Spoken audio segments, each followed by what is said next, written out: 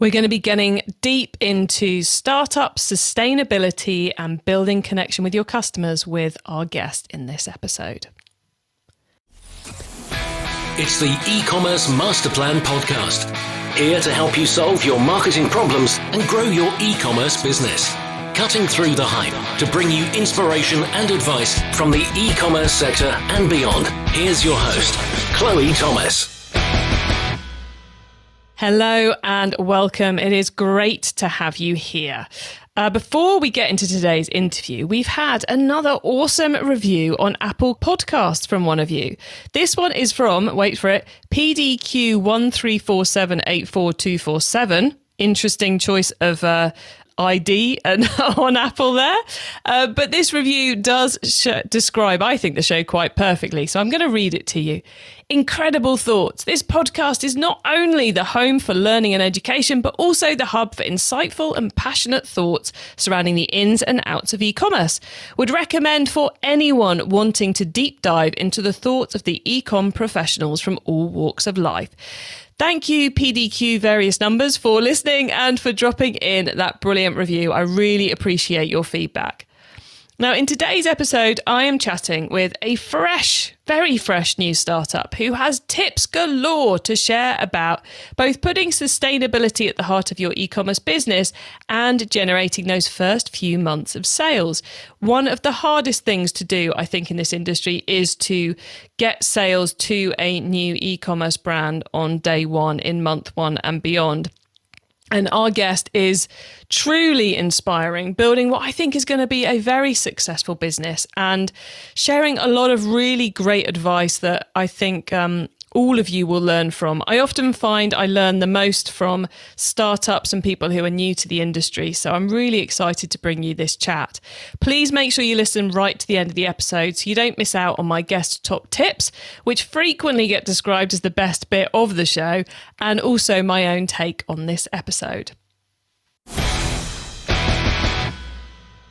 Getting an online business off the ground is not easy. So if you find yourself working late, tackling a to-do list that's a mile long with your fifth cup of coffee by your side, remember, great email doesn't have to be complicated. That's what Klaviyo is for. It's the email and SMS platform built to help e-commerce brands earn more money by creating genuine customer relationships. Once you set up a free Klaviyo account, you can start sending beautiful branded messages in minutes, thanks to drag and drop design templates and built-in guidance. And with e-commerce specific recommendations and insights, you can keep growing your business as you go. Get started with a free account at klaviyo.com/masterplan. That's KLAVIYO.com/masterplan. And now to introduce today's special guest. Marc Bucci launched his Shopify store, Social Socks, this summer with a big goal: to improve sustainability globally and raise £1 million for charity. Hello, Marc. Hi, thanks for having me. I'm awesomely happy about getting you on the show, and thank you so much for sparing the time to come on and do this, because I know startup life is crazy enough without annoying lady saying, can you please come and be on my podcast? So thank you for joining us, Marc. No, it's a pleasure, and like I say, I'm glad I could make the time to be here today. As I said, you've very recently started the business. How did you end up coming into this world of e-commerce?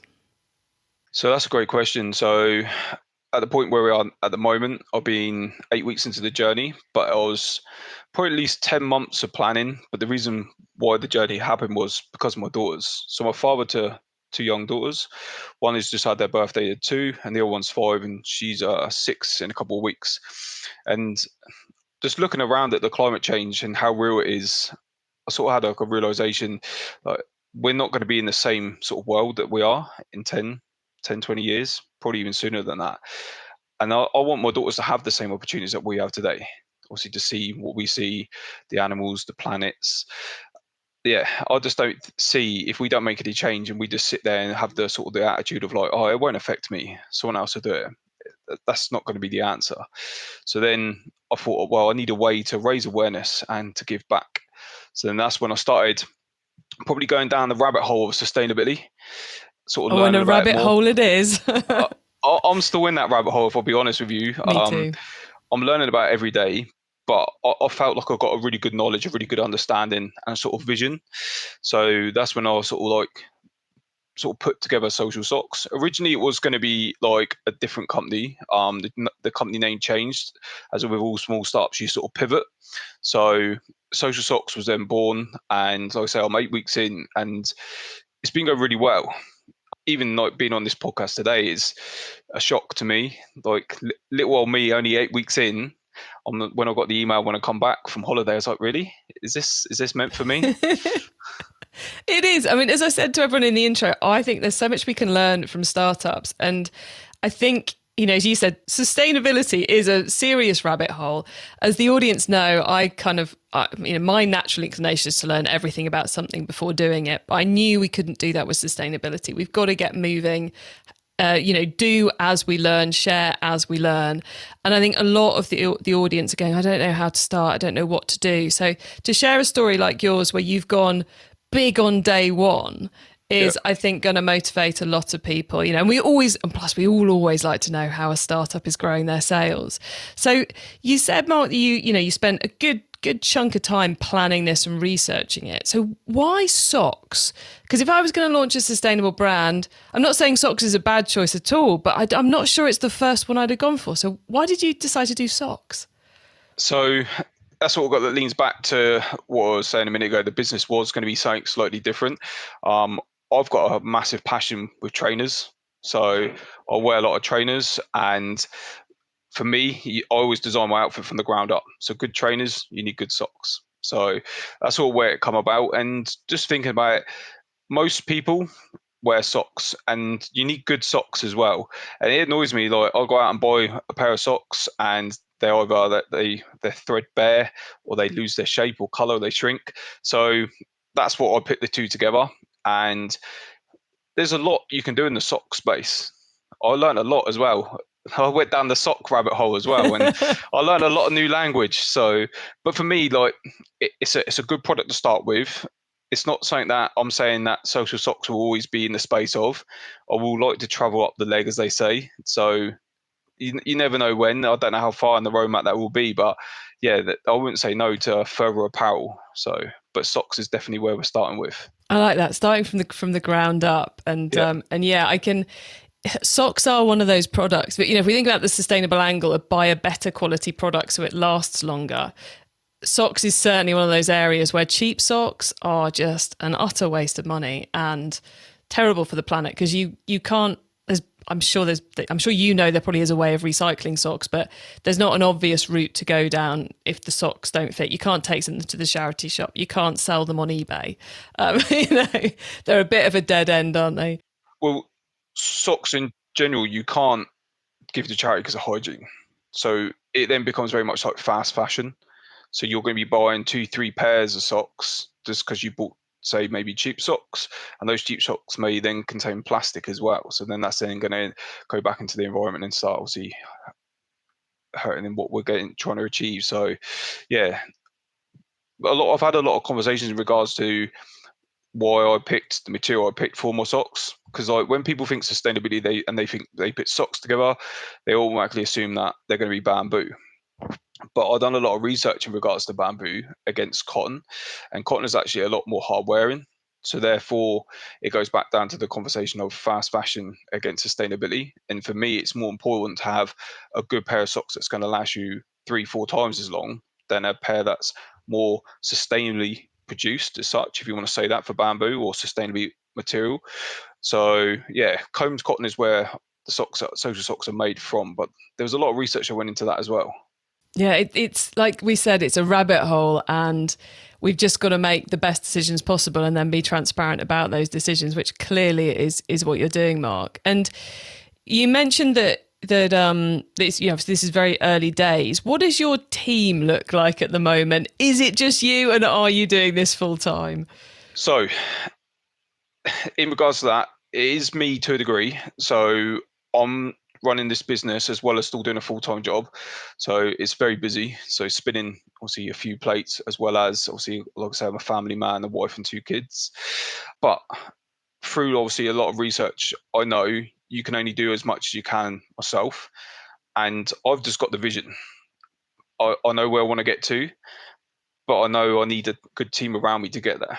So at the moment, yes, it is mainly me, but I outsource my marketing to a company called Creative Comms, a wonderful woman called Bethany, and she helps loads. So I'm still involved heavily with that.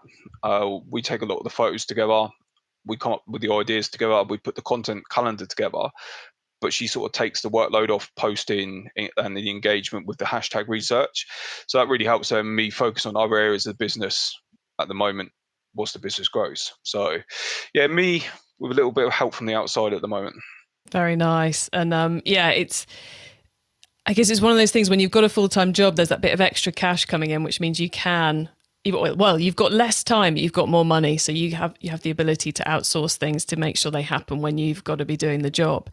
And we've mentioned you've got a pretty big goal for the business, which is one of the reasons I really wanted to get you on the show at this early stage, is because I think a lot of people, they're going, oh, should we come up with something? What should we do? But they don't embed sustainability on day one. And you've not only gone to create a sustainable product and a product that lasts longer, therefore creating less waste further down the line.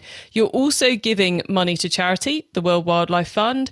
You're planting a tree with every order, and you've gone sustainable with the packaging too. So it's hard enough to launch a new brand. Why did you decide to cover every angle on day one? Well, I often ask myself that now. So But so I wanted to be transparent, like you mentioned earlier. I think it's really important to be transparent with the customers from day one, that what we're trying to achieve and why we're trying to achieve it. Again, through my research, don't get me wrong, I'm not the only company doing this. There's other companies out there, but what I found in their messaging was it wasn't transparent. So they're saying, "Oh, we will donate an X amount of profit from our profits." It's like, well, what is your profit? Is that your net profit, your gross profit? They don't put anywhere on their site what their profits are.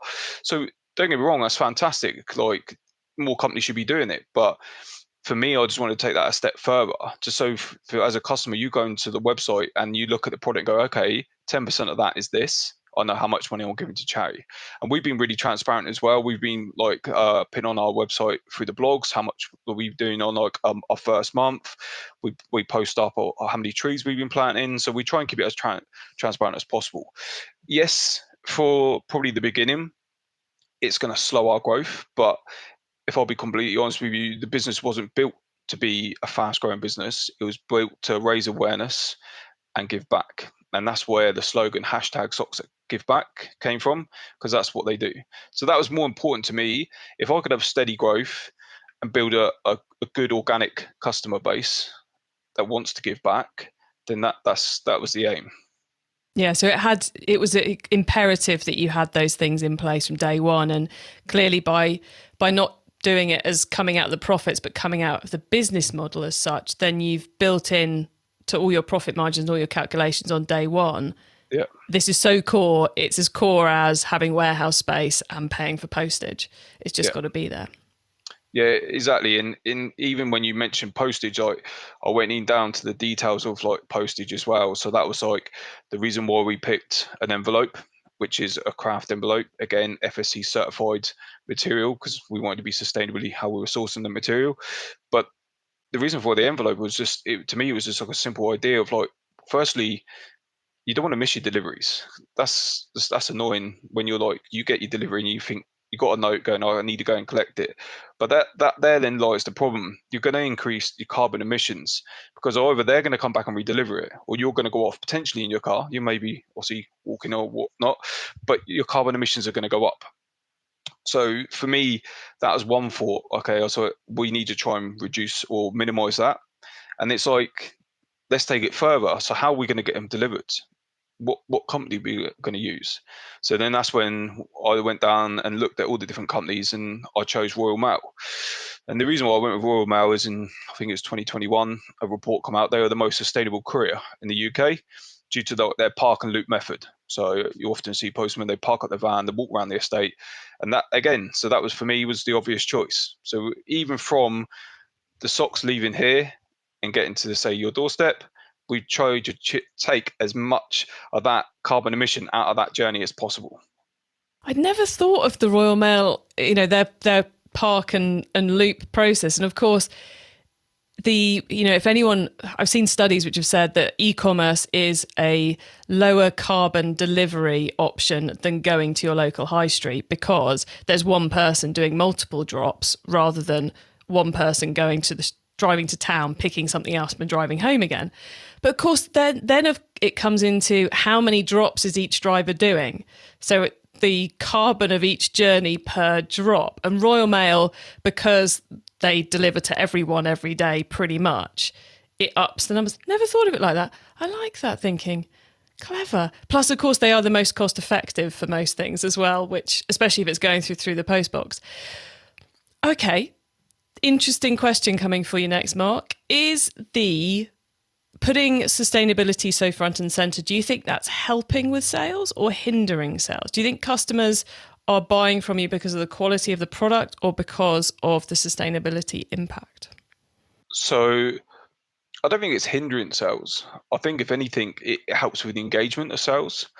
So for me, I'm a brand new brand. So it's just trying to build the brand, build the awareness and build the credibility. I think that takes time. And as that grows and the customer base obviously gets further, I think that would naturally climb with sales. I don't see sustainability hindering at all. I think through the engagement I have had with customers, it's actually a benefit. A lot of customers now want to know, is your product sustainable? And if it's not, why is it not? And I've even had customers even go to like the depths of like, what's the country of origin? And again, that was something I took into account. So like all the socks are made here in the UK. Again, it was just a simple solution of the carbon footprint for the delivery from the factory to here is going to be smaller than if we outsourced overseas. And also, by having them delivered in the UK, we know they're all going to be ethically made. So that was another important decision for myself. So I don't think sustainability will sort of hinder it at all. I think over time that will give you an advantage, if anything, over your competitors. I agree. So I'm really glad you said that. So let's talk sales then, because, at the point where we're recording this, you're 8 weeks in. At the point where everyone's listening to this, you're going to be a couple of more months down the line. So we're talking super early stage here. But, I've seen the blog post about the first month. You're getting those sales in. Things are happening. What have you found to be the best marketing and sales channels for you thus far? So I think being being as visual as you can across social media platforms and being as transparent and honest with what you're trying to achieve. I think customers buy into that. So I'm across like pretty much most major social media platforms, and we've got our own website, and I do like the local market up here in the Northeast. So that was important to me. Originally, like, yes, we are an e-commerce brand, but I still like that customer engagement, that face-to-face, people getting curious and asking why, but also to give them a chance to get hands-on with the product. And then that helps build word of mouth and build a local brand. We ship worldwide, but we've got a strong focus in the Northeast at the moment because that's where we're growing from. And I really sort of like focus on using sort of Northeast companies to help build the brand, because I wanted to stay local, wanted to help small businesses upon the journey as well. So yeah, trying to be visible and honest has probably helped with my growth in the beginning. I do love the fact, and I think more startups, more brands in general should do it, is of going and physically selling the product to other human beings, because you learn so much in that process. But also by taking photos of that, as I know you've been doing and sharing those, it shows, it gives that greater credibility. Oh, look, they actually took real product and the founder to stand behind a table and sell it to people. And I think I think one of the other things people should do is when they're doing that, actually share it on social and put it on the website so people can see, oh, look, they're actually putting time and effort into this in a way that I can really resonate with as a human being. So that's something you have no intention of stopping. It's a long-term plan. Yeah, 100%. So yes, it's a great point you make. So the human to human connection is probably a bit I missed there. That's so important to me. I think now, from what I understand, consumers much rather buy from a human to human connection and have an understanding of the brand than just go to these big like companies that we all know and so used to, but what is behind them, what is their vision and what is their message. Like it becomes like mixed. So if you can go and, like you say, speak to the founder at a table at a market, in a stall, wherever. I think that helps with the connection. I know I've had a lot of people email me, and I'm more than happy to sit down and reply to emails. And do you know what? I had an email come in from a customer, I think a couple of days ago, with a suggestion from my website. And I thought, do you know what? That's a fantastic idea. So I'm in the process of putting that suggestion in place. So customer feedback to me is vital, because I'm building this brand as awareness for my customers. So it's 360 feedback. Yeah, and as you said, you've already pivoted your ideas once. I'm sure the more customer feedback you get, the more pivoting there's going to be. The small pivots, like whatever this customer suggested for the website, but bigger ones down the line. And talking about down the line, before we hit record, you were telling me about some amazing things you've got planned for this year and beyond. I think your exact words were, I've got 3 years worth of ideas. So are there any of those you're willing to share with the audience that might inspire them to do things too? Okay, so this year, so we released with 8 socks to start with, which was our classic range. September 3rd, I believe I've penciled it in for, yes. So September 3rd is when we're going to release what we call our autumnal range. So that's our new colours that are going to add to the classic collection that we got now. So you also, this may be live when this goes out, so they get to see them. But if, as an idea now, they're going to be autumnal themed. So if you think of the colours of the leaves, that's the sort of colours we went for as the inspiration. So that's one sort of release that we got coming. And then quite a big one for me is in October. So October is Baby Loss Awareness Month, and that's a subject that's very close to me and my wife. We went through 2 miscarriages, which is very tough. And I don't really think many people talk about it, because it's something we went through, so we could then speak to other people about, because we had that experience. I would say it'd be very hard to talk about if you didn't really go through it. But when you start realizing the amount of people that have gone through that, it's surprising how many people have. So again, this is where our next charity that we're going to sponsor comes in. So I've already done all the designs and reached out to these charities. So it's going to be Tommy's, and this is going to be a rainbow inspired sort of socks. So these are going to be breaking away from the classic range. So these are going to be rainbow banded or hooped, whichever way you want to call it. And they will be black and white. So it'll be 2 new designs, and these socks will solely raise 10% of the total funds to Tommy's. I love that, because it's building on both the, it's going to get the sustainability awareness out there to a whole other audience. It's building another partnership, which clearly is going to be a great way to grow. And also it's just like with, your sustainability goal, the fact that you're trying to get people talking about it and realizing and encourage people to make changes in their own lives, not just with their socks.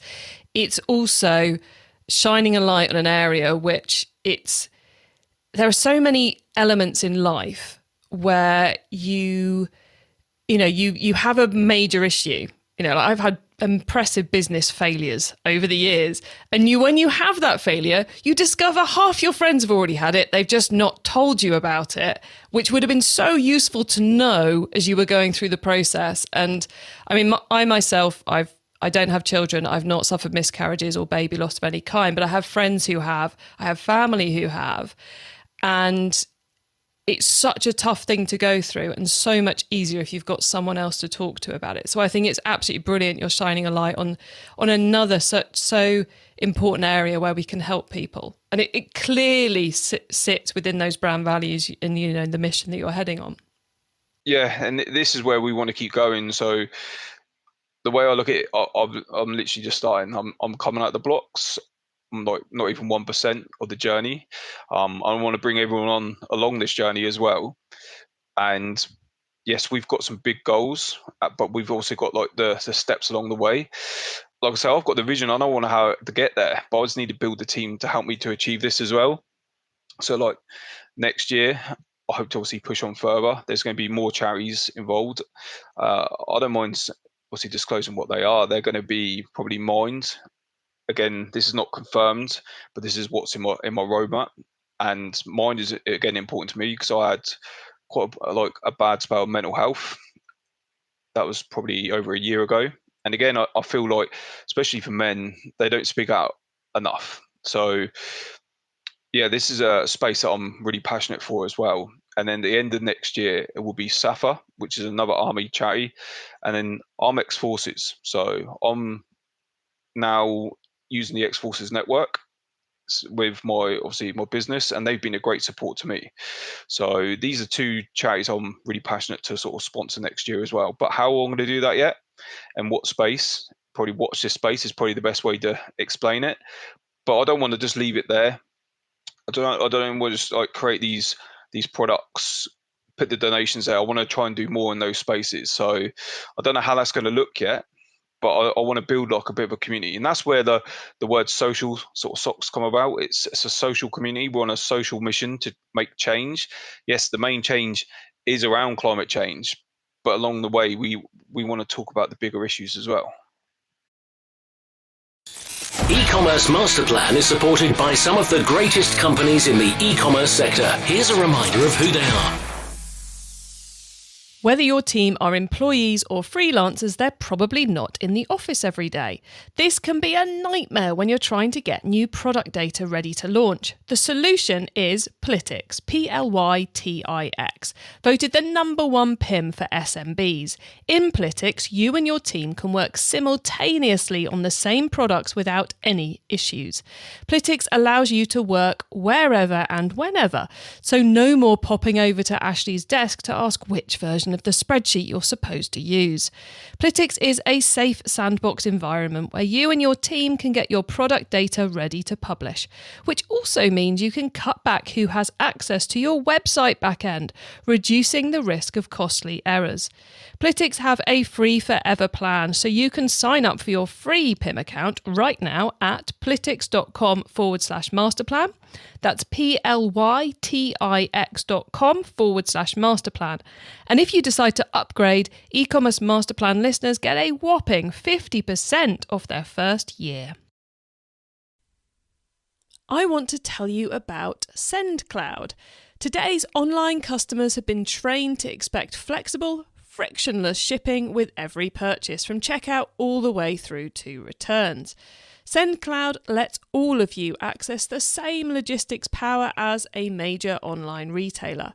With SendCloud, you can connect to over 80 carriers and 50 integrations in seconds, process orders automatically, print labels in bulk, generate customs forms along with those labels, create branded tracking updates, and set up your own hassle-free returns portal. Plus, there's all the data you need to optimize everything. Over 23,000 businesses already love shipping with SendCloud. Create a free or paid account now via ecmp.info/SendCloud. That's ECMP for e-commerce master plan.info/SendCloud, and get £50 free shipping credit for being one of our listeners. It's time for the top tips round.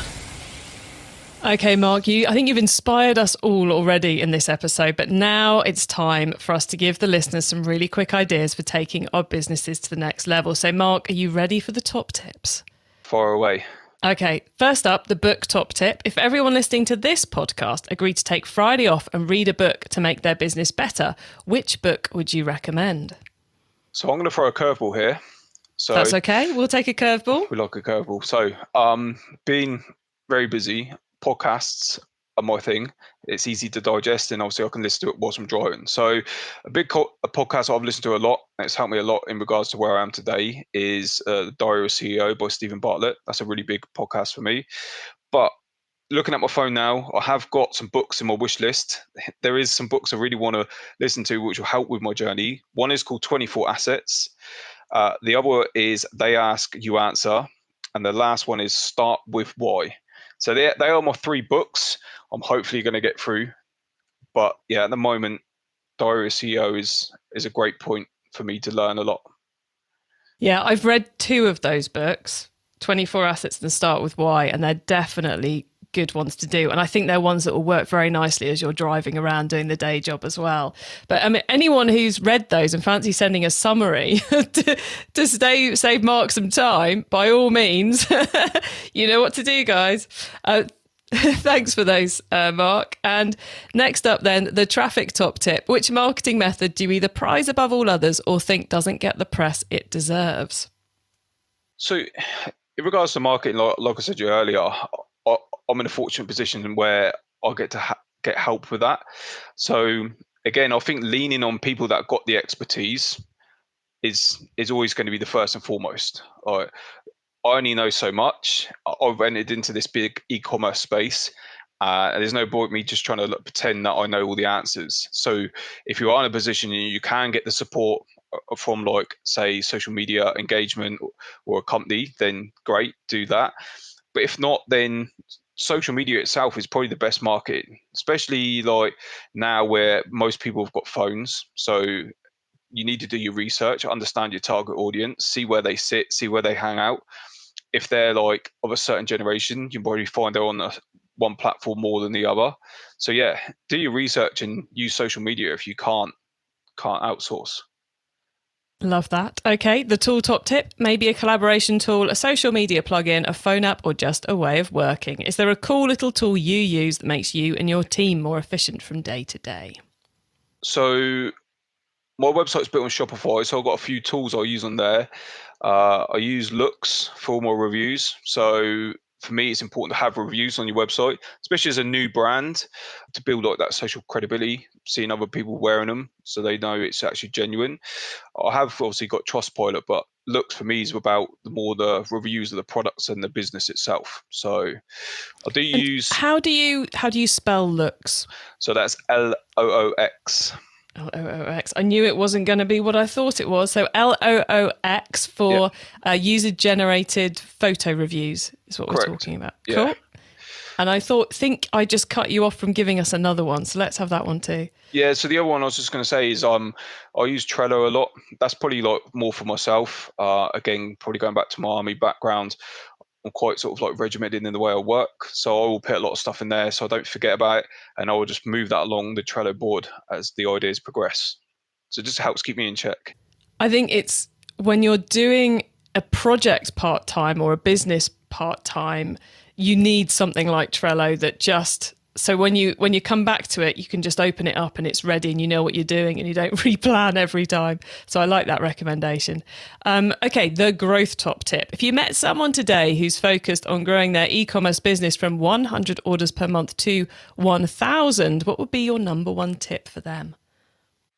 So for me, it's not focusing on hitting that end figure, that 1,000 figure. It's engaging with your customer base that's obviously bought from you. Make sure also you're loyal and you reward them because they're the ones that have invested in your product. So for me, it's building the marketing base through email and then obviously offering them exclusive deals, ways to purchase your product potentially beforehand, and also just giving them like exclusive discounts, making them feel more special than your other customers. I love that. Start by looking after the core customer base. Such good advice. Mark, it has been awesome catching up with you. For those who want to go and see and explore what you're doing and where it's got to since we recorded this, because it sounds like it's going to be quite a few amends and new things happening on the site, where can they find you and your business on the web and social, please? So website is socialsocks.co.uk and we are across all major forms of social media. So Facebook, Instagram, TikTok, Twitter. You can also find myself on LinkedIn and also the company on LinkedIn.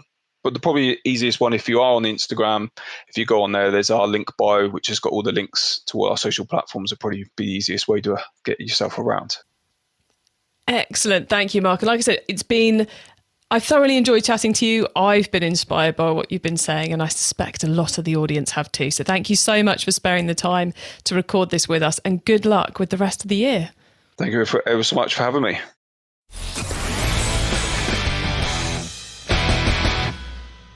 Such an inspiring chat with Mark there, which is exactly why I wanted to get him on the podcast to talk to us all and to share what he's up to. Really, really savvy, clever ideas about where he's heading to with the business. And I suspect he'll be very successful. And I suspect we'll be getting him back on in maybe a year's time or so to tell us how it's all going. I guess for me, the key things to take away from what he was saying is, if you're going to go down the sustainability route, which you all should be doing, you need to be building it into the P&L of the business, building it into the business model, being transparent about what you're doing and sharing it with your customer and telling them what's happening. And I think, the fact he's doing the market stall as well for all those benefits we outlined is just a great thing. And then, spreading that across the internet as well, so as it's helping him with his online sales. Now you can get your hands on our notes from today's show, including all those top tips and links to what we've mentioned, by heading over to ecommercemasterplan.com/podcast. Or use our little mini links, our direct episode links, by putting ECMP for ecommercemasterplan.info/ the number of this episode into the URL bar, and you will go straight to the correct page on the site. Once you get to the website, you can also add yourself to our email list, which means you won't miss out on any of the other things I share to help you improve your business. And if you like this episode, then do go to ecmp.info/startup, where you will land on a page of our website where we've put all our early stage startup episodes, so you can go and binge startup stories to your heart's content. Thank you for tuning into this and every episode of the E-commerce Master Plan podcast. I bring you a new interview every single week because I want to inspire and help e-commerce business owners like you to succeed and thrive with your businesses, including progressing along that path to net zero and becoming more sustainable. So if you know someone this show can help, please tell them to listen to the E-commerce Master Plan podcast. I hope you have a great week, and don't forget to keep optimizing. Thank you for listening to the E-commerce Master Plan podcast. Find out more at ecommercemasterplan.com/podcast. If you're marketing an e-commerce brand, you already know that data changes everything. More data means more power. And if your email or SMS tools can't handle all that data, they're probably holding you back. That's where Klaviyo comes in. Its top-notch personalization and segmentation help you send the right message at the right time, guided by unlimited real-time data from your online store and tech stack. Request a demo at klaviyo.com/masterplan. That's KLAVIYO.com/masterplan.